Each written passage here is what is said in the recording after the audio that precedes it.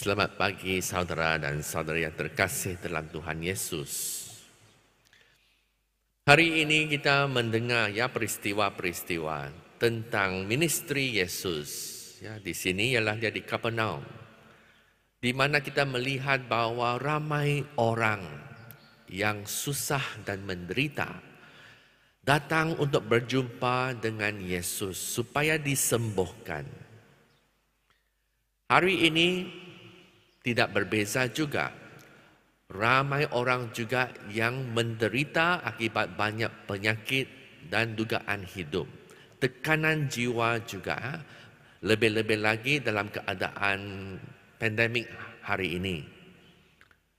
Jadi situasi ini memang sudah tersirat dalam Injil hari ini.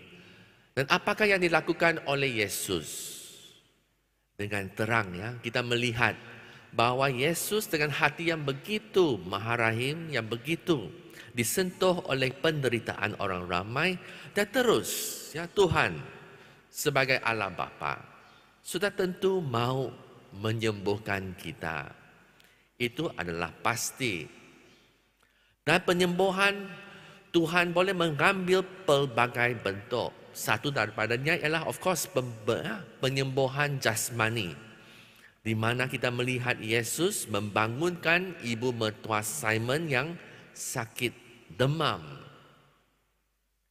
Tetapi adakah itu hasrat Yesus semata-mata untuk menyembuh ibu mertuanya, untuk menyembuh orang ramai, dan untuk menyembuh kita secara jasmani? Kalau kita melihat seindah-indahnya penyembuhan jasmani, lebih-lebih lagi melalui mukjizat Tuhan, seindah-indah itu, kita tahu bahwa penyembuhan itu sementara juga. Sebab lambat laun semua kita akan meninggal. Itu kepastian. Jadi mengapakah Yesus ingin menyembuhkan kita? Apakah tujuan dia? Saya percaya kalau ada di antara kita yang pernah disembuh secara mukjizat oleh Tuhan, pengalaman itu boleh mengubah hidup kita. Betul? Saya ada seorang kawan dia orang yang muda, hanya 20-an umur dia. Satu hari dia pergi check up, dan dia mendapati bahwa ada sesuatu yang tidak kena. Dan mereka membuat rawatan dan diagnosa, mendapati bahwa orang muda ini dalam 20-an saja mempunyai liver cancer, bara hati. Itu dalam tahun 2009. Dan mereka mengesyaki bahwa pertumbuhan dalam hati kawan saya ini adalah kanser. Melihat saiz tumor itu, doktor bilang sama kawan saya, kamu hanya ada 1 tahun saja untuk hidup. Bayangkan, bagi seorang yang masih muda untuk mendengar kata-kata demikian. Daripada duka cita dan berputus asa, orang ini berkata kepada diri sendiri, saya punya masa sudah suntuk. Baiklah saya lakukan apa yang diingini Tuhan. Jadi dia selalu ingin untuk mencuba untuk menjadi seorang religious. Jadi dia katakan, baik saya pergi satu retreat membuat satu retreat persendirian. Selepas retreat itu, dia mengambil keputusan untuk menjadi seorang friar. Hari ini, friar ini berada di Singapura. Dia sudah bukan 1 tahun hari ini masih melayani Tuhan dalam sewaktu formasinya di Singapura. Dia disembuh secara mukjizat. Bila dia balik ke doktor untuk cek tumor itu sudah hilang. Secara tiba-tiba hilang. Apakah tujuan Tuhan melakukan ini kepada kawan saya? Ialah untuk menguatkan perhubungan dia dengan Tuhan. Saya pasti. Untuk menyentuh dia secara pribadi. Untuk meyakinkan kawan saya ini bahwa Tuhan mengambil berat. Tuhan tahu penderitaan dia. Dan Tuhan tahu penderitaan kita.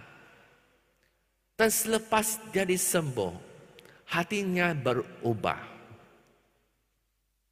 Itulah hasrat, supaya melalui pengalaman penyembuhan, kita boleh menjadi pewarta Injil.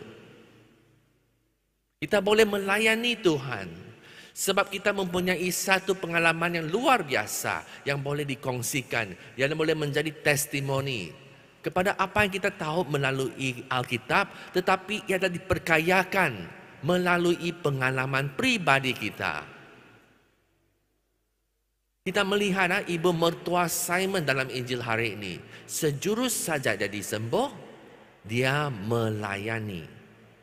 Sejurus saja Yesus menyembuhkan berbagai ramai orang, dia tidak terus menetap di sana untuk menyembuh lebih ramai orang. Tidak akan henti itu. Dia pergi ke tempat yang sunyi untuk berdoa. Macam kawan saya juga, pergi ke tempat yang sunyi untuk berdoa. Lantas dia memberitahu pengikut-pengikut dia, marilah kita pergi ke kota-kota lain, supaya saya boleh memberitakan berita gembira baik kepada orang yang lain, supaya penyembuhan yang sejati boleh berlaku. Penyembuhan sejati kita adalah kehidupan kekal yang dijanjikan oleh Yesus. Itu penyembuhan daripada maut. Itulah penyembuhan yang kita sebenarnya mesti menumpukan perhatian kita.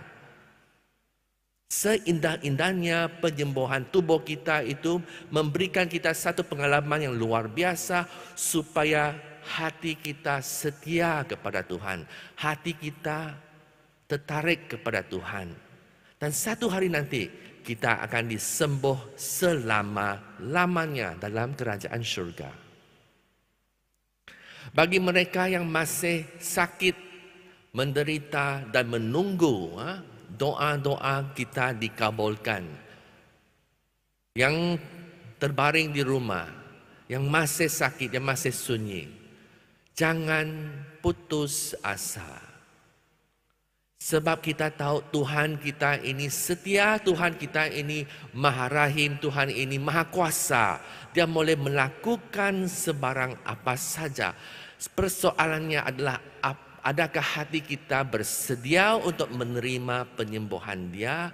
Adakah kita akan menggunakan peluang baru apabila kesihatan kita kembali untuk menjadi anak-anaknya yang lebih baik?